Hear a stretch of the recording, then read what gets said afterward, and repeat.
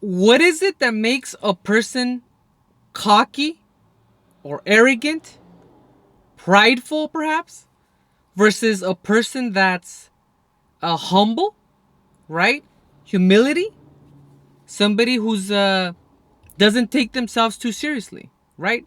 What is it that makes one person go this route versus the other, right? And the answer is very simple.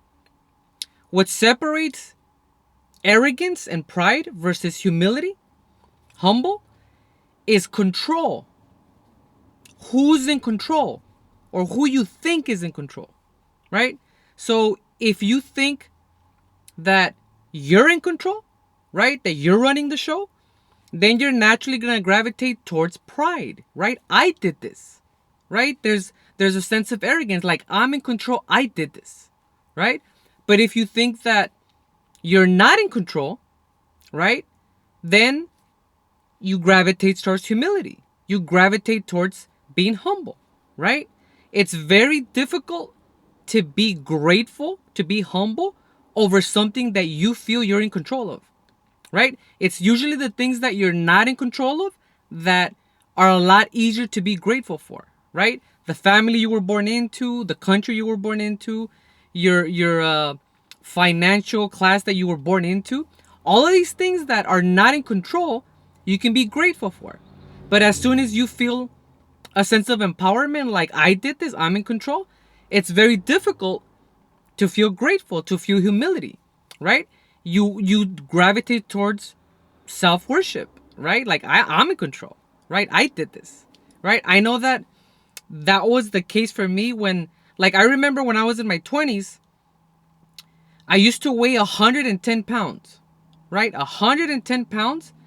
And I wanted to, start working out, get healthier, bulk up, get a little bit of muscle. And I went from 110 pounds to 120 pounds of muscle, 130, 140. I kept working out. I was on a diet, eating the protein, getting up at 5 a.m. You know, I kept pushing it 150 pounds, 160. I kept growing and it got to my head. I was like, I'm in control. I have I ran the miles, right? I got up in the morning. I had the diet. I lifted the weights. I had the self-discipline.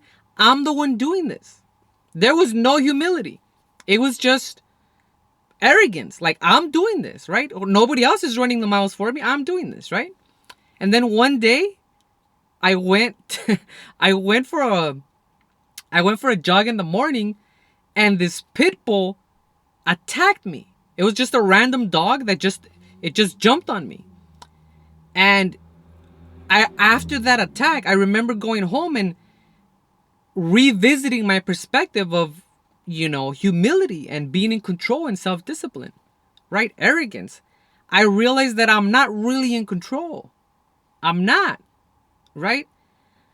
I realized that me just having an able body, just being born with 10 fingers and 10 toes to be able to work out in the first place was not within my control, right? You think you're in control, but you're really not, right? You have to play within the parameters that were given to you at birth, right? I was very fortunate that I was born healthy and functional body. I could run, push, pull, crawl, jump. I could do all these things. And I forgot about that. I forgot that all of these things were out of my control and I inherited them. And then I just became, arrogant. I'm working out. I'm getting the muscle, right? But that's not how life works, right?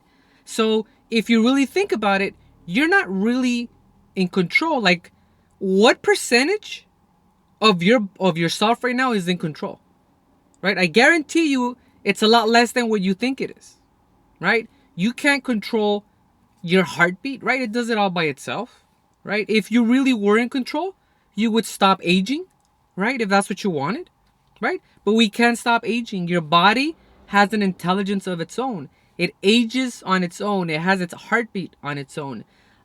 If you were really in control and you didn't want to go to sleep, you wouldn't have to. But guess what? We have to go to sleep.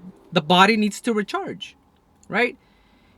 I started to realize that you can't really control your body, you can only influence your body, but you're never really in control, right?